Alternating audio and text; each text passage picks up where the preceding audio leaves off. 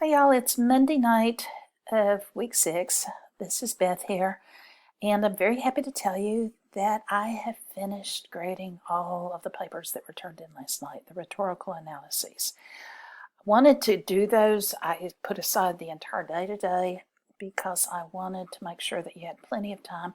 I've got on the screen right now the assignment for Sunday, and I want to talk about that a little bit. But first, I want to say I was very, very pleased with your rhetorical analyses. A lot of work went into it. Y'all are really understanding more about the political complexities of today than I think most people can. I hope you still like your columnist. I'm seeing things in the columns that I might not have seen otherwise. So I'm appreciating the kind of dialogue that we have here. Anyway, I've been very pleased with your progress so far. I think I've been in touch with every single one of you about how I see your progress in the course so far, and I've been meeting with some of you person to person. I'm glad to make appointments with you. Whatever you need, I'm here. Now, I pulled up on the screenshot the assignment for Sunday. I want to talk about this a little bit. You notice it says revision of the rhetorical analysis. So you turned in the rhetorical analysis yesterday or the day before, and I've graded it and I've gotten it back to you. Now that's a grade, that's set. That's what it is. I've written you my comments. Hopefully you understand exactly why I gave you the grade that I did. Now, for next Sunday, I want you to revise it, and I will grade it again as a new paper. Now, my caveat here, this is why I have this here, I say your assignment is to revise your previous essay, not merely to correct it. If you just fix the mistakes that I found in it, I did the work. I will give you credit for correcting it, but I can't raise your grade that much because you didn't do the work. You just corrected what I pointed out to you.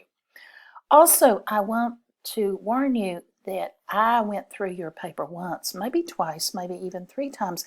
I probably didn't catch everything. So what I'm expecting you to do is actually revise it, as in literally a revisioning of it. View it again, read it over again. What do you think about this? Do you want to change things? Don't just go on my comments. Because to tell you the truth, it's not only that I miss things that I might catch the next time, but it's also sometimes I get kind of tired putting that commas and periods go inside quotation marks, and then I just stop doing it. Or a misspelled word, sometimes I just don't anymore. So if I have pointed out anything in your sentence structure and the use of commas, the use of periods, quotation marks, anything, please make sure that the rest of your paper you have fixed those, because I might not have commented on absolutely everything. I also want to encourage you to see the writing coaches at the Writing Center at LCC. If you're a student at the U of O, you can certainly go there just as well, or come talk to me.